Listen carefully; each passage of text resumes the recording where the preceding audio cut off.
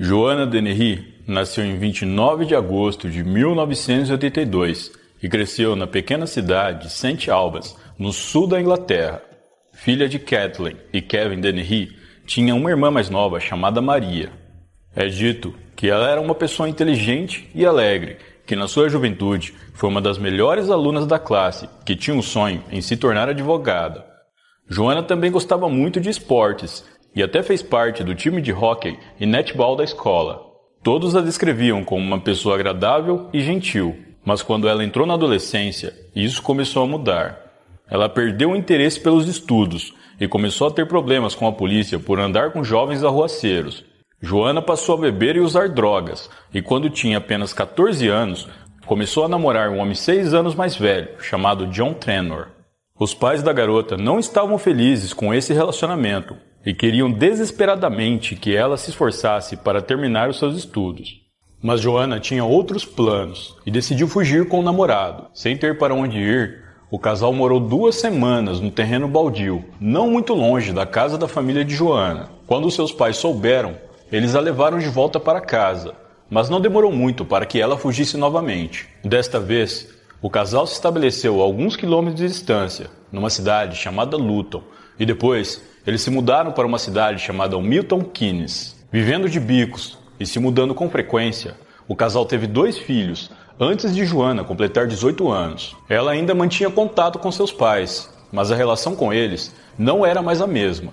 Após o nascimento do seu primeiro filho, Joanna disse a seus pais que se eles quisessem ver o neto, teriam que pagar algo em torno de $1.000. Obviamente, eles acharam isso um absurdo, o que causou um afastamento ainda maior, até que cortaram completamente a relação. O relacionamento de Joanna e John sempre foi conturbado. Ela traiu o namorado frequentemente. Muitas vezes se prostituía para comprar drogas, algo que John desaprovava. E às vezes ela saía de casa por vários dias, deixando as crianças com ele. Depois voltava pedindo perdão como se nada tivesse acontecido.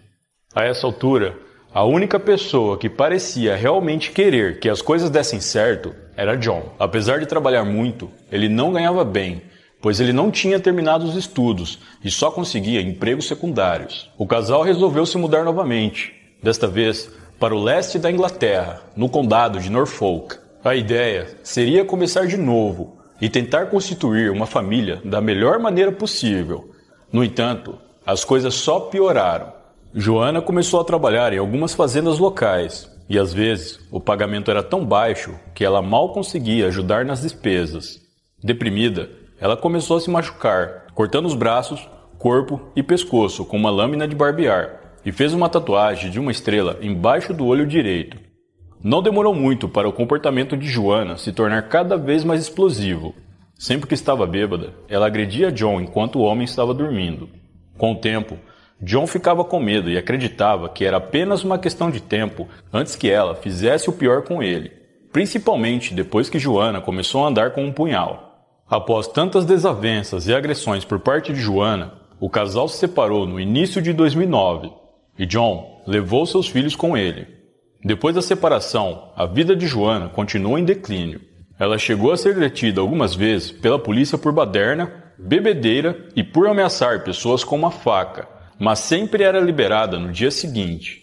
Em 2010, começou a se prostituir para manter o seu vício e em 2012 ficou presa por 4 meses acusada de roubo. Enquanto esteve na prisão, ela foi avaliada por um psiquiatra forense e foi diagnosticada com distúrbios psíquicos, com uma condição em que ela gostava da excitação por meio de atos que envolvem a dor, humilhação ou submissão extrema. No mesmo ano, ela foi enviada para fazer um tratamento de dependência química e foi diagnosticada como sendo portadora de transtorno de personalidade antissocial e transtorno obsessivo-compulsivo. Um dos médicos avaliou que Joanna apresentava traços psicopáticos, incluindo raiva excessiva, impulsividade e violência. O médico então prescreveu um medicamento para ajudar a regular o seu humor. Além de tudo isso, Joanna ainda era mentirosa compulsiva e até disse que assassinou os próprios pais, devido aos abusos que sofreu na infância. Ela foi levada para a prisão novamente por causa disso, mas liberada alguns meses depois quando descobriram que tudo não passava de uma mentira. Os seus pais estavam vivos e bem, e nunca houve qualquer investigação sobre os supostos abusos. Na prisão, ela foi avaliada novamente por um psicólogo que afirmou que Joanna não tinha noção do quão bizarro era o seu comportamento, já que a linha entre a realidade e a fantasia havia se confundido completamente em sua mente. E mesmo assim, ela foi solta. No final de 2013, Joanna conheceu um homem chamado Kevin Lee, um incorporador imobiliário casado, de 48 anos, na cidade de Peterborough. Kevin alugava quartos para pessoas vulneráveis ou necessitados por um valor baixíssimo, e foi assim que eles se conheceram. Pouco tempo depois, eles começaram a se relacionar. Kevin disse que Joanna poderia morar em um dos seus quartos de graça, desde que ela o ajudasse a cobrar os inquilinos que estavam lhe devendo. Pela primeira vez em muito tempo, a vida de Joanna parecia mais estável. Ela tinha uma espécie de emprego e um lugar para morar. Com os seus problemas praticamente estabilizados, ela resolveu parar de tomar os medicamentos. Em 30 de março de 2013, Kevin Lee desapareceu. A sua esposa entrou em contato com a polícia, dizendo que ele havia saído de casa no dia 29 de março para se encontrar com sua sócia, Joanna, e não foi mais visto.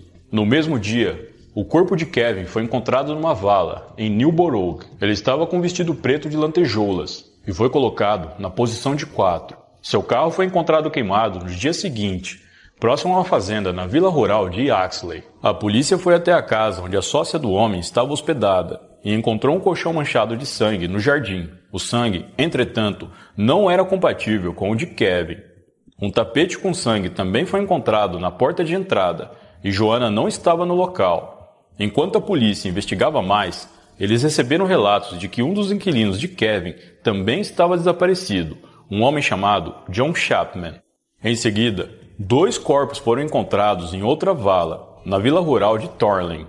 Os corpos pertenciam a John Chapman e outro homem, um polonês chamado Lukas Slabowski. Ambos foram esfaqueados, mortos aparentemente antes do desaparecimento de Kevin Lee. Posteriormente, os investigadores descobriram que Lukas foi morto no dia 19 de março. Segundo testemunhas, ele conheceu Joanna semanas antes de sua morte em um bar, e a mulher passou a tirar dinheiro dele, fazendo-o acreditar que os dois eram namorados. Sem motivo aparente, ela o atraiu com mensagens maliciosas e o esfaqueou diversas vezes em seu coração. Incapaz de se livrar do corpo sozinha, Joanna pediu ajuda a um amigo chamado Gary Richards, conhecido como Stretch. Stretch chegou à casa de Joanna com um outro homem, chamado Leslie Layton, e os dois moveram o corpo de Lucas para uma lixeira. Uma menina de 14 anos que passava pelo local viu o que eles estavam fazendo e mais tarde disse à polícia que Joanna a chamou para mostrar o corpo e se gabou do que fez para ela. Assustada, a menina não disse nada até que a mulher fosse presa. O corpo de Lucas ficou na lixeira por alguns dias, até que Joanna e Stretch resolveram levá-lo e descartá-lo na zona rural de Peterborough. Segundo os especialistas forenses, o ataque foi longo e brutal. A morte do Lucas foi incrivelmente sádica e perversa. Segundo a polícia, após o crime, Joanna usou um canivete para matar um dos inquilinos de Kevin Lee, John Chapman. Ele foi morto enquanto dormia e, mais uma vez, Stretch e Leslie Layton foram chamados para se livrar do corpo e os restos mortais de Chapman foram jogados na mesma vala onde Lucas estava. Depois, ela matou sua terceira vítima, Kevin Lee. Segundo consta nos autos do processo, Joanna teria ligado novamente para Stretch e cantou o trecho de uma música da Britney Spears, Oops, I Did It Again, que significa Ops, eu fiz de novo, em alusão ao crime que havia acabado de cometer. Após os assassinatos, ela fugiu com Stretch e um mandado de prisão foi emitido. Pouco tempo depois, um policial de Norfolk foi notificado sobre o roubo de um posto de gasolina. A descrição dos assaltantes combinava com a de Joanna e Stretch, e as câmeras de segurança do estabelecimento mostraram que o veículo utilizado na ação pertencia a Kevin Lee. Enquanto Joanna e Stretch fugiam da polícia, eles foram flagrados por várias câmeras de segurança. Vários relatos e avistamentos dos dois foram enviados para a polícia. Stretch era uma pessoa fácil de ser detectada, pois tinha 2,10 metros de altura, e Joanna se comportava como estivesse numa grande aventura. Eles não pareciam estar preocupados em serem vistos e até pararam algumas vezes em bares durante a fuga para tomar algumas bebidas. No meio do caminho, eles fizeram vários roubos e até roubaram uma câmera para registrar a aventura. Para quem não sabia o que estava acontecendo, os dois pareciam ser um casal em uma divertida viagem pelo país. Eles chegaram à pequena cidade de Kington, com apenas 3.000 habitantes, onde se encontraram com um outro amigo de Stretch, um ladrão condenado chamado Mark Lloyd. O casal pediu ajuda do homem para vender os itens que roubaram durante a fuga. O homem se recusou e, sem cerimônia, Joanna disse que eles estavam fugindo após cometerem 3 homicídios e que não se importaria de cometer mais um. Balançando uma grande faca na mão, Joanna disse a Mark que ele iria com eles para a cidade de Hereford. O comportamento da mulher se tornava cada vez mais perigoso conforme ela consumia mais bebida alcoólica, se tornando imperativa e agressiva. Os 3 pararam em uma loja de cigarro e Joanna começou a ficar agitada. Minutos depois de sair da loja, ela pediu para Stretch que encontrasse uma vítima para ela, porque precisava extravasar. Stretch então apontou para o primeiro homem que viu e perguntou: "Ele serve?"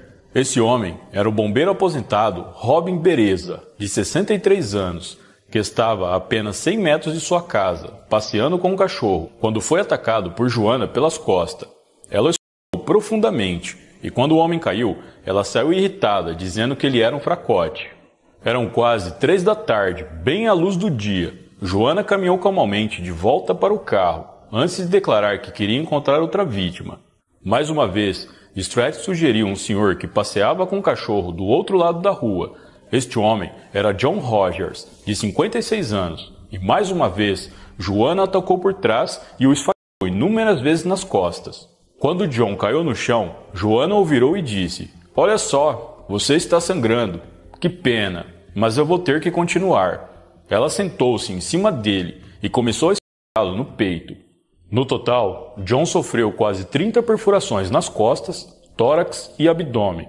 Em seguida, ela pegou o cachorro do homem, voltou para o carro e os 3 saíram do local tranquilamente.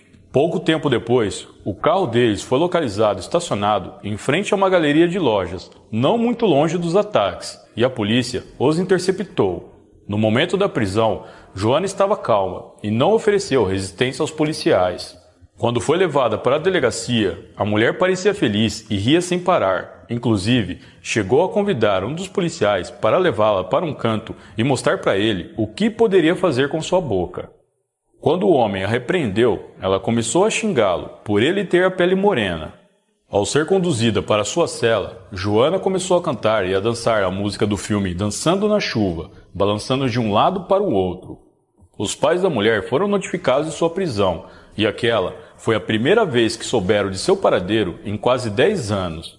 Inacreditavelmente, Robin Bereza e John Rogers sobreviveram aos ataques frenéticos e foram capazes de descrever sua agressora para a polícia. Mark Lloyd, que estava com a dupla contra sua vontade, disse à polícia que Joanna queria matar 9 homens e só descansaria quando conseguisse. O propósito da mulher ao esfaquear aqueles homens era por puro prazer. Segundo ela mesma afirmou, estava entediada e queria se divertir um pouco. Mais tarde, ela contaria a um psiquiatra que depois do primeiro homicídio gostou da sensação, dizendo que é muito melhor que um orgasmo e não queria mais parar. Como vimos, ela não demonstrava nenhum remorso ou arrependimento pelo que fez, e em 8 de maio de 2013, Joanna Dennehy foi acusado por todos os assassinatos e pela tentativa de assassinato de Robin e John. Segundo a análise forense, Joanna utilizou a mesma faca em todas as 5 vítimas. Enquanto estava sob prisão preventiva antes do julgamento, os funcionários da prisão encontraram um plano de fuga, onde Joanna pretendia matar um dos guardas, cortar um de seus dedos e usá-lo para enganar o sistema biométrico da prisão. Após o plano ter sido descoberto, ela foi colocada na solitária por causa disso. No dia 21 de novembro de 2013, Joanna assinou sua confissão em todas as acusações. Mark Lloyd testemunhou contra ela, sustentando que foi sequestrado, e como resultado, ele não foi acusado de nenhum crime. Em 10 de fevereiro de 2014, Gary Richards, ou Stretch, foi considerado culpado de tentativa de homicídio, conspiração e ocultação de cadáver. Ele foi condenado à prisão perpétua, podendo solicitar liberdade condicional após 19 anos. Les Layton foi considerado cúmplice no crime de ocultação de cadáver e condenado a 14 anos de prisão. Ele solicitou liberdade condicional 3 anos depois e hoje está em prisão domiciliar. Em 28 de fevereiro de 2014, Joana foi condenada à prisão perpétua, sem direito à liberdade condicional. Atualmente, no Reino Unido, ela é a única presidiária que não pode pedir uma revisão de sua pena. Joana Dennehy não tinha nenhum motivo para realizar os seus crimes, além do desejo de infligir dor e tirar a vida de outra pessoa. Seus ataques foram inteiramente aleatórios e ela não tinha nenhum perfil de vítima, a não ser masculino. Ela foge completamente do padrão de um serial killer, que geralmente segue um modus operandi, e talvez esse fator a torne ainda mais assustadora.